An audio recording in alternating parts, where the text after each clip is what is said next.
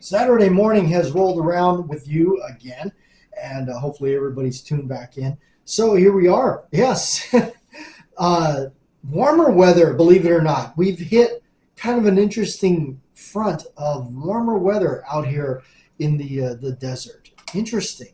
I don't know. Although, like back, I guess over in the Minnesota area, like where my buddy is, they are still freezing cold. But not us, not here. So we kind of hit kind of a warmer weather during the day. Wow, that's why we have lemonade. But no, it's been interesting because it's cooler in the morning, cooler at night, which I like, and kind of in the warmer but not like sweating weather during the day. So kind of interesting for February weather, early February weather. We'll see. We'll see as the month progresses on that it might cool back down. Hopefully, maybe hopefully.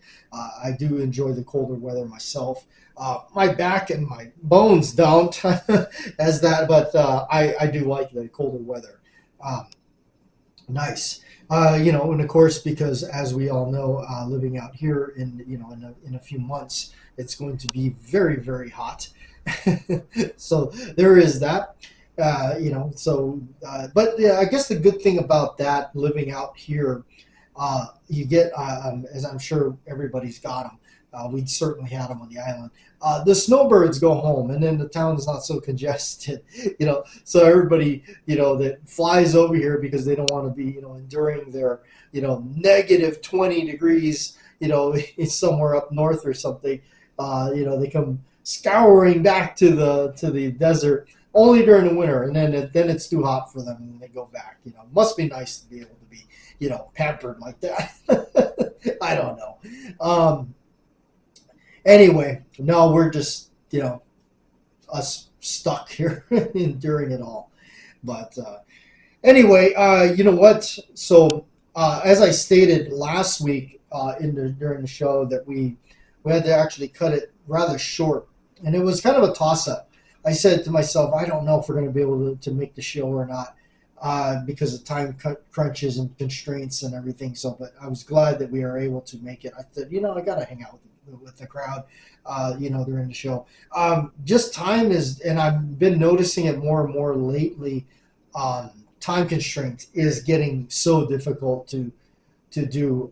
Getting, I guess, less available to do things, to go out and do things. So certain things. So I guess makes and it's so funny as a friend of mine out here, he experiences that too. He has his time availability to do things are windows of time throughout the days. Most days he's completely occupied with having to, do the full, job deal and everything, or like another friend of mine, family and everything like that. So he really only has like windows of opportunity to go do things. So, and I'm finding myself falling into that category myself, where I only have like these windows of opportunity to do something. If I want to go do something like, go out and, maybe enjoy the range time or something like that. I'm noticing now it's really only windows of opportunity. So when it involves, consuming over half the day event to do it, that's very unlikely going to happen. Where, like for me, it's that window of opportunity is like maybe like a few hours. So that, in those cases, try to make it happen effectively for that. So, I guess everybody kind of has this happen at one way or another in their life. So, and I guess it's my turn now. It's happening. So, but anyhow, I was here, and I was glad to be here, and glad to be here this Saturday, and this Saturday to take our time and kind of catch up with everybody a little bit more and do that. Some things to talk about, things that I want to mention. Remind me about the things I need to talk about this show. Remind me that we need to talk about collector's items. What makes them collector's items?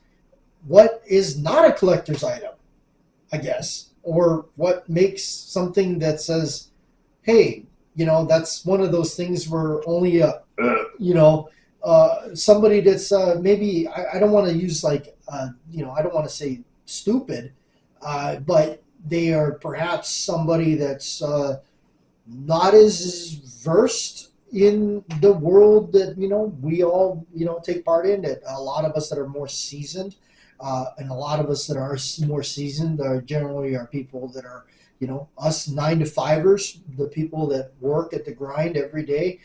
We were never handed a whole suitcase full of money and been privileged like that. You know, we fought for everything that we've got. We fight for those paychecks that never seem to cover the end of the month, and you know, it's we, you know, end up choosing great value because we can't afford the $25 brand version of that ketchup or whatever it is.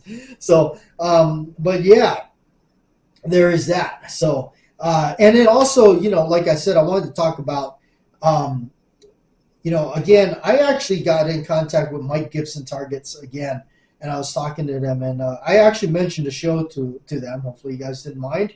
But Mike Gibson Targets did put us, you guys, and I mean it, you guys, you folks that are this show, that are this channel, all 69,000 plus of you that are subscribed, and all, you know, in this case, 350 views to the last show that actually are here watching and, you know, leaving comments, and your comments are very important, by the way.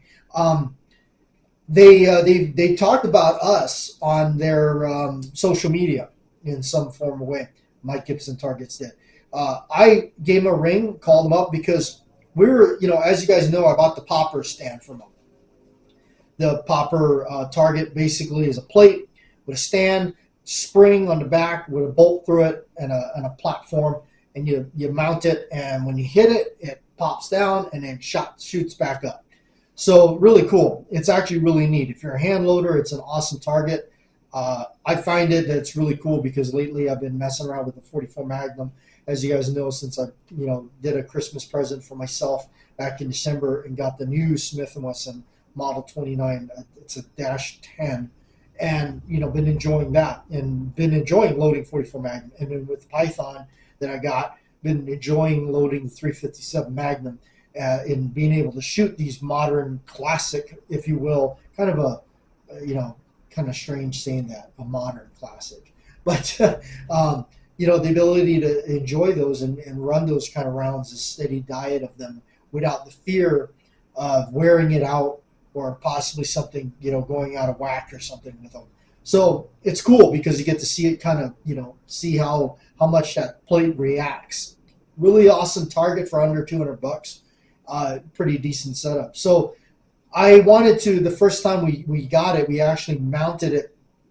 I put a 2x4 as a length across the actual, you know, plate that it's sitting on. I did that for structure, integrity, because I didn't want it to bend and start flexing on me, because then that you're adding more stress to the welds, just my opinion.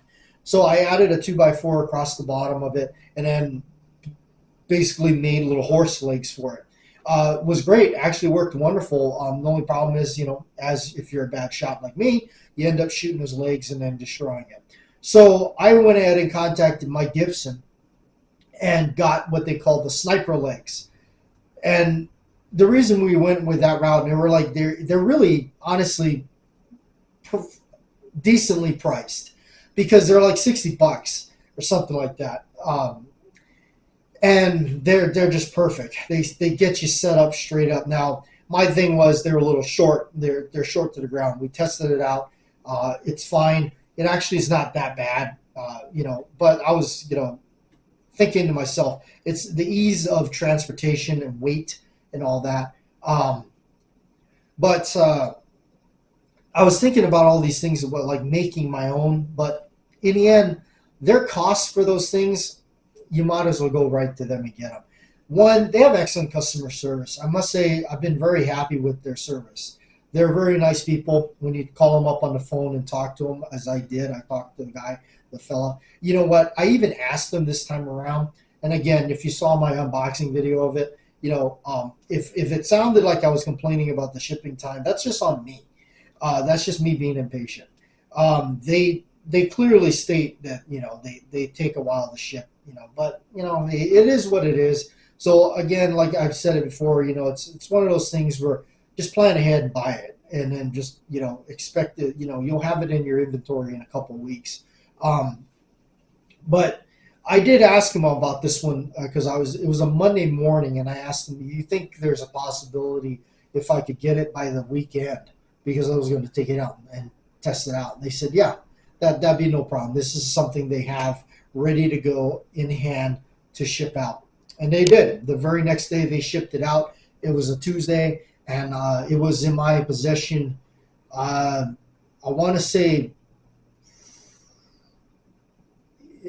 say even Wednesday, or not Wednesday, Friday or so. They had arrived fairly fast. So yeah, I was very pleased with that. It arrived fairly quickly. So again, really good people. I always I don't get paid to shout out different people, but I am going to tell you that I'm Mike Gibson Targets. I'd have no trouble ordering from them again. Good people, and that's what this the show that we do here is all about: sharing information of good companies, good products that we find. And I can tell you that right now, Mike Gibson Targets, good. Don't fear ordering from them at all. Plus, like I said, hey, they gave us a shout out, so you guys were on their social media, so pretty cool. I didn't ask for that. They just said they would. They asked what we were doing here because I did mention to them that I read the letter on us what we're doing. So pretty cool. All right, let's read your comments. By the way, all right, this one's from Willie. Thanks for being so informative. I love it. Great info. Thank you. We appreciate that. That's what we are. We love sharing stuff here. Again, like I said, kind of a long-winded thing about Mike Gibson Targets, but hey. I want to talk about it before I forgot. Don't let me forget the great case and what we need to talk about there. Mickey Mantle says, morning, Bat Jack and friends. Proud owner of several firearms, vintage and new. It's a great time to be an American. Obviously, Safe Queens, Never Shot, and Range Kings are in everyone's collection. Yes. I will be the one to admit I actually do have one Safe Queen. She never comes out to the range. She's never been fired. It's for my own personal collection. It's a Colt that I really like. It's it's just neat to have a pristine one in the box and everything. So that was just kind of my own. That was just my own personal choice to do it. Choices and preferences are personal, and that's okay. Blessing, yes. I love my new Python, man. I tell you that new Colt Python is my absolute favorite. I wouldn't trade it for an older one. That's just me. I know it's because I like to take it out and shoot it, and I like shooting 357 Magnum out of it. Big Al, hey, we haven't heard from Big Al in a while, a long time. Good morning, Bat Jack. I've always enjoy your show, even though I haven't commented in a while. I'll say this: all of my revolvers are vintage. So no hole in the side, but I'm glad I can buy a new one now and not worry about that particular disfigurement. Yes, I am definitely chomping at the bit to actually get to see some of these. I really do want to check them out. I really want to see that Model 10 to Model 36. But not going to lie, that Model 19 is pretty nice. I'm definitely going to be kind of like really interested in seeing all those. Plus, with the modern technology within them to be able to withstand some stuff. And if you missed our last week's show, we were talking about some of the shapes. Thanks to good old Joe P, brought up the shape of that frame and my thoughts on that, and how I kind of was like, but with all the other upgrades that they did to it, and I mean upgrades in a sense of like for collectors like myself. Really love that pencil barrel, the shape of the sight, the wood grips, no key lock. I mean, it is like win, win, win, win, So anyway, that's always cool. All right, speaking to Joe P says, good morning, JW. I have budgeted for a new one, new firearm this year before the Smith & Wesson News. I had it narrowed down to a Henry side-loading 30-30 or a new Colt Python 4-inch. Now I don't know which way I'll go. I really want that new 36. Oh, man, you and me both. I guess I'm going to have to save some pennies myself. I don't know. So we'll both have to check it out, right, Joe? I have to admit, it's nice having too many choices. Oh, boy. Yeah, too many choices. Not enough money.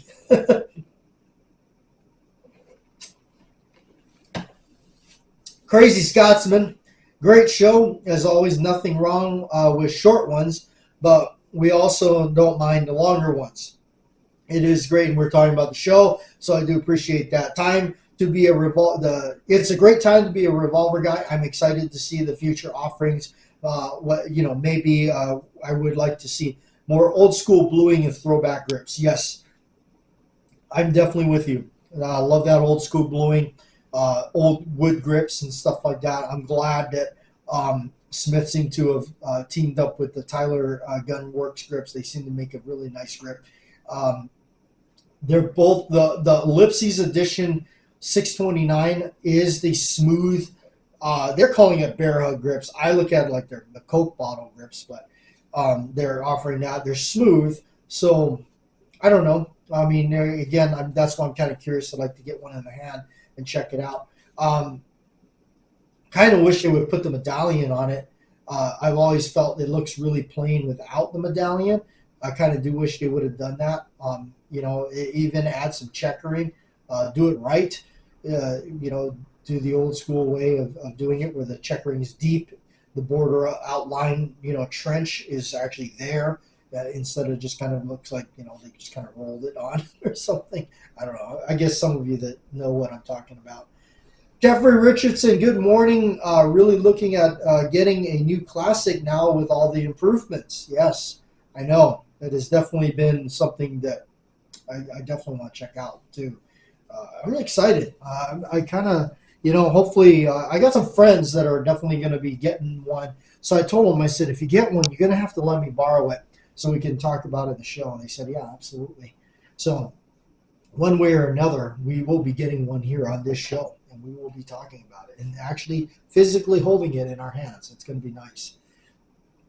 Slim, morning, JW. Hope you're having a good weekend and have a great week. Do you think they would possibly go back to pinning the gun barrel? Thanks for the video, Slim. Pinning the barrel. Honestly, Slim, I don't think they will. I don't see them doing that. That'd be pretty cool if they did.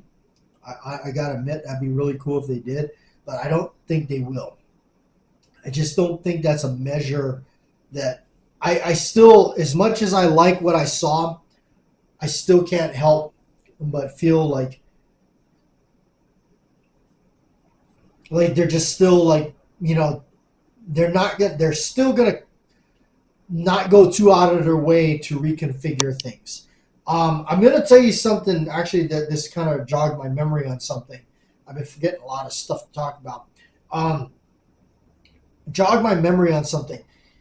I saw somebody's short video going to SHOT Show, and they picked up the Model 19, and they were looking at it and talking about it, and they were so, about that key lock.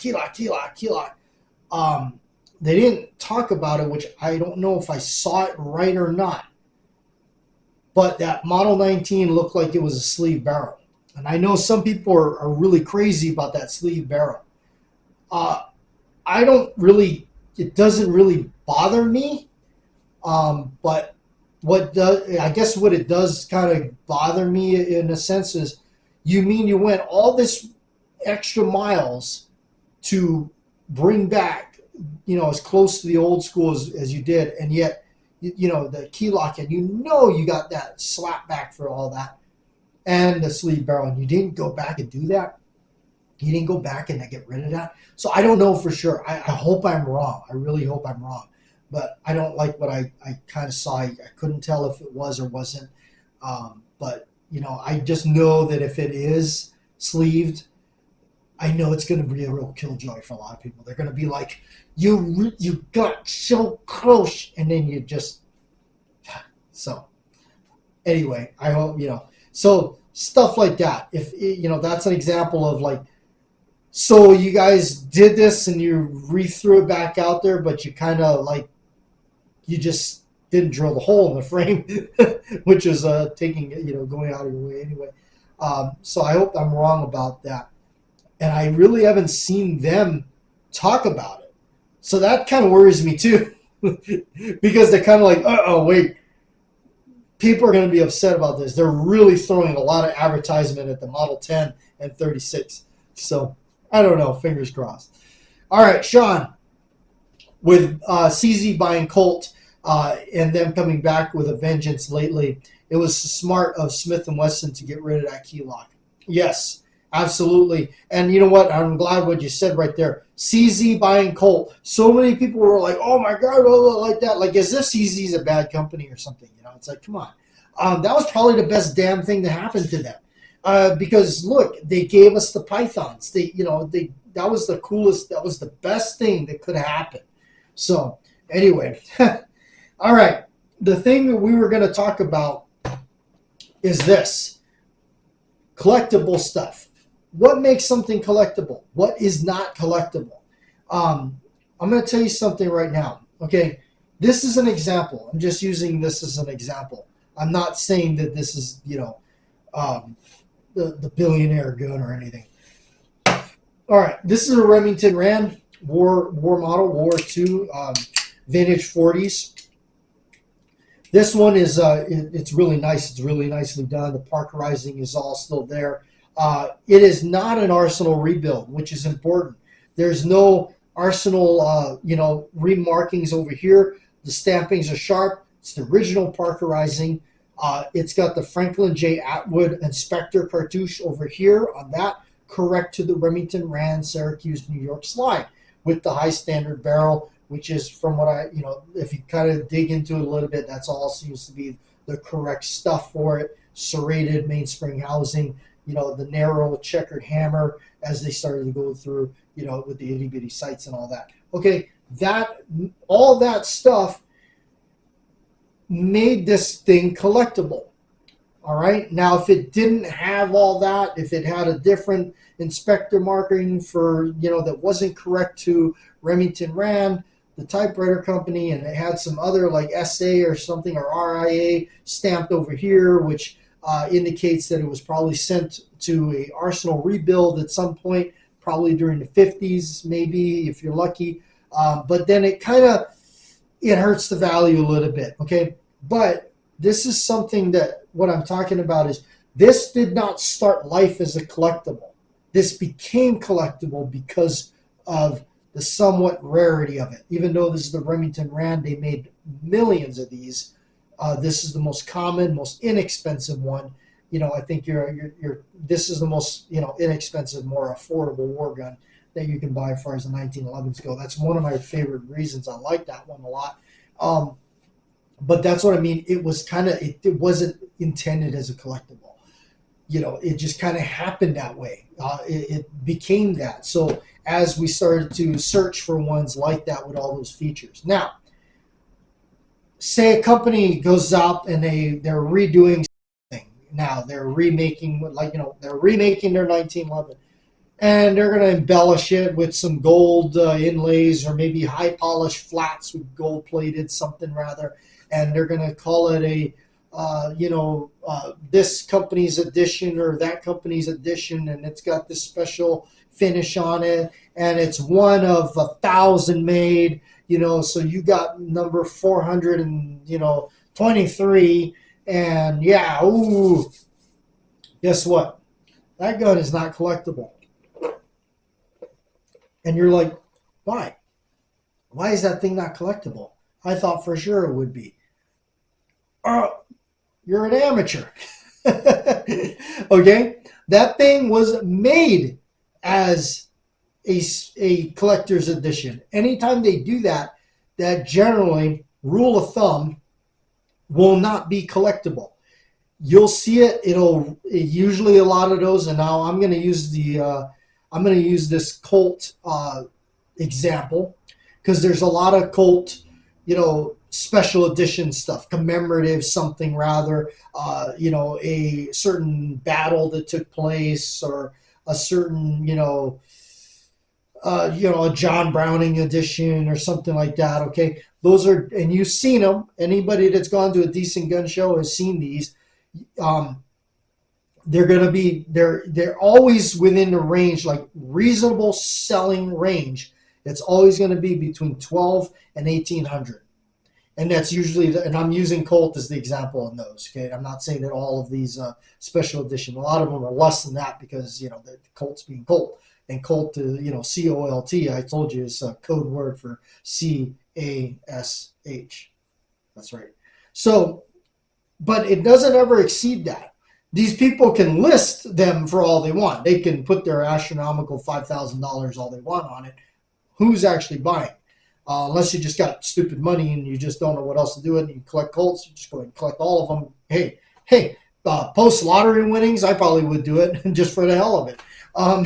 But currently, right now, no. But anyway, but that's an example of that. Now, there's some that are you could even say are wild card. I would call it a wild card. The Colt World War I reintroduction pistol. And I'm not talking about the Happy Birthday gun, which is known as the Tier 3 100 years one. I'm talking about like the remake ones that they did. They did 1 and 2. They did 2 World War I, World War II. The World War II one is extremely rare. You can find them. I shouldn't say they're hen's teeth, but they're darn near close. And usually when you find them, they're up there. They're definitely in the 25. Basically what I'm saying is they're at the same price as buying an authentic war gun. So that to me that kind of goes, want a reproduction, or can you have the real thing? So that's where my gripe comes in with that. So that's where those are. But that World War I reproduction one, that's one of those that I think is like, it's not stupid rare, but they're not as easy. It's not as easy as like, today I'm going out and I'm going to hit 7 shops and I'm going to find one. Good luck. You probably won't. You're going to have to probably go in Gunbroker or something like that and find one. Those are generally hitting up towards that 1800, that high 1800. Not saying they're all selling for that, but that's generally where they're hanging out, that price range. Okay, but that would be one of those, I would almost call it an anomaly of that one of those things. But anytime you see one of those, special edition something, we're going to do this, it's 1 of 1,000, all that yada, yada, yada. That's just, it's just people that, a lot of these, people that hold FFLs or whatever, and time federal firearms license, they get pulled into this stuff. And a lot of these people are just kind of novices at it. They're not as well educated in that range of field. Those of us, like, I've been a grunt worker in all that kind of stuff for 15 years. And over the 15 years, I got to say I learned a lot, because I learned to shut my mouth and listen to all those people that were in it before me, and listen to what they had to say, and just kind of learn and absorb and pick up things and all that. And that's different when you're coming from somebody that maybe is just handed everything and they can just go, yeah, and just kind of guess their way, in a sense, BS their way through it. And just kind of do that kind of thing, make stupid mistakes. But hey, what the heck, they got the money, and they got their that money gives them the power to do it. But that is what it is. But the people like myself, and I'm sure Crazy Scotsman, he's in the industry, he's in there a lot. I would much rather take advice from somebody like him over anybody like that that makes these silly decisions like that, or purchases from distributors that are knowingly very high, knowing that their wholesale cost is higher. So with that, when you're looking at one wholesaler, and that's how it works, people. FFLs, shops go to wholesalers. Wholesalers are distribution people, you got Davidson's, Lipsy's, Big Rock, Sports South, just to name a few. That these people are the people that distribute merchandise to the FFL holder. Now those people are getting it from somebody, so it's kind of a downhill spiral, if you will. Now they're going to get it. They're going to, so it's like, okay, you go to one person and you can buy it from them, but then another distributor has it for $50 less the cost of the FFL. So why would you go to the other dealer that's charging way more? It ends up, it cuts the profit, right? I mean, and then you're trying to pass on the markup to people like me, the consumer. So, there you can see how that goes. And you can see how that all turns into that. There is, things like buying power, I'm sure like, just, the big guy, but I mean, his buying power is just astronomical. So hence his good prices, so stuff like that, I'm just saying, so just interesting, just keep that in mind when it comes to collectibles, if that's what you're kind of thinking about or whatever. Also, with those type of things, like I was saying, when they're like, this gold plated this or gold inlaid that, special this, special that, 1 of 1,000. Okay, you put that out there, it's going to take a special customer to buy that. It's going to sit for a while. It's going to take a certain individual that wants to get it, because again, back to like that thing Crazy Scotsman says, white glove nothing, shoot everything. So anyway, thanks for hanging out this Saturday. Hopefully you enjoyed the chat. Just, keeping it real, talking about real stuff, sharing information that's, actually, good stuff out there, and companies that are providing good service, good product for a good price for our hard-earned money.